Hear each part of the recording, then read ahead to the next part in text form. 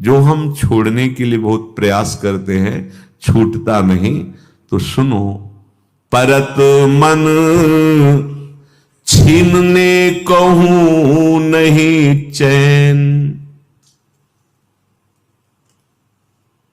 ऐसी पकड़ मन की हो जाती है। हम प्रणाम करते हैं मन को, एक तरफ इसकी निंदा करते हैं।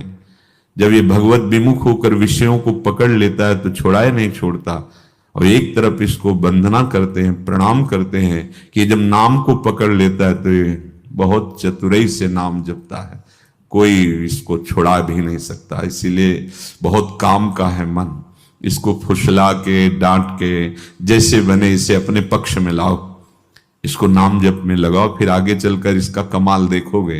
ये तुम्हें कितना सुखी करता है, कितना सहयोग प्रदान करता है। परत मन छीनने कहूं नहीं चैन, व्याकुल व्यथित चित्त दिन बीतत, परत नींद नहीं रैन। परत मन छीनने कहूं नहीं चैन। कैसे इस स्थिति को बताएं?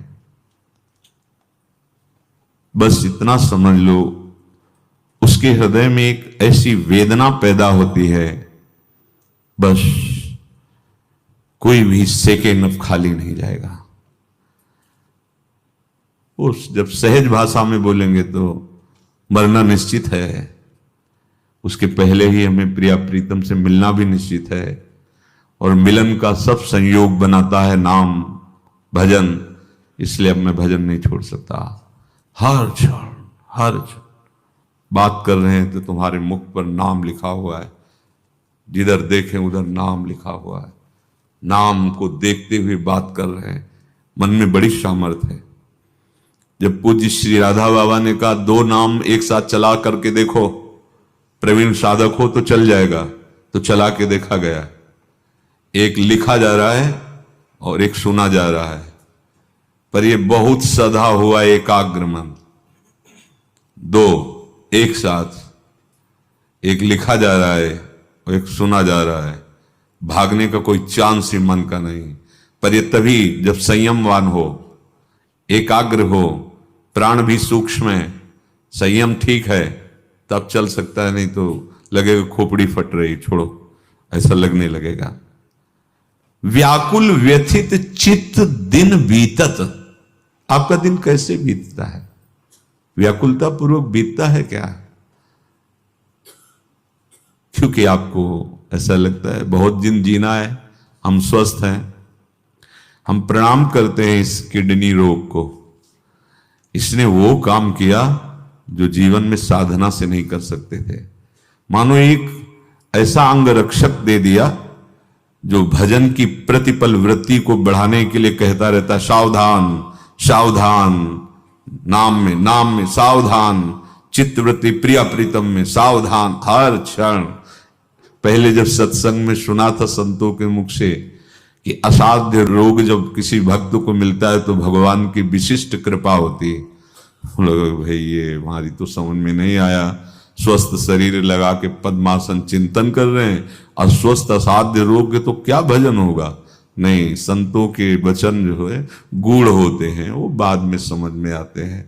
अहम की धरा का लय होकर निरंतर भगवदाकार वृत्ति। हाँ, बड़ी कृपा, बड़ी कृपा। आप स्वस्थ हैं तो खान पान, इंद्रिय विलास और जीने की इच्छा, यही आपके अंदर भजन की व्याकुलता नहीं पैदा होने दे रही। ऐसा चित्त व्यथित रहता है भजन के लिए, कहीं भजन न छूट जाए। तुम्हारी रात पूरी कैसे जाती है? कैसे तुम सो लेते हो रात में? अखियां रूप के रंग भरी, निरख स्वरूप कुंवरी राधे को, सोई ना तो जगी, न सोई ना जगी। अरे बढ़ो, आगे बढ़ो। केवल नींद में 6-6 घंटे, 8-8 घंटे व्यतीत कर देना बहुत घाटे का सौदा हो रहा है।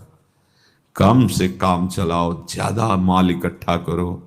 प्रिया प्रीतम का नाम, प्रिया प्रीतम की लीला गुण, शांति में बैठ कर एक एकांत चिंतन। ये तभी होगा जब संयम होगा, आहार शुद्ध होगा, लक्ष्य होगा। नहीं तो बैठोगे भी तो लार बातें हुए सो जाओगे। तमोगुण पिंड नहीं छोड़ने वाला, ये गुण ऐसे नहीं छोड़ते। और जब कृपा हो जाती है ना, तो कोई नींद दिला ही नहीं सकता, चाहे तुम दवा खवा दो वो भी अपना राधे राधे रटती है, प्रभाव ही नहीं। अपने ठीक समय पर अपना कार्य प्रारंभ हो जाता है। बेहोशी भले कुछ क्षण के लिए हो जाए।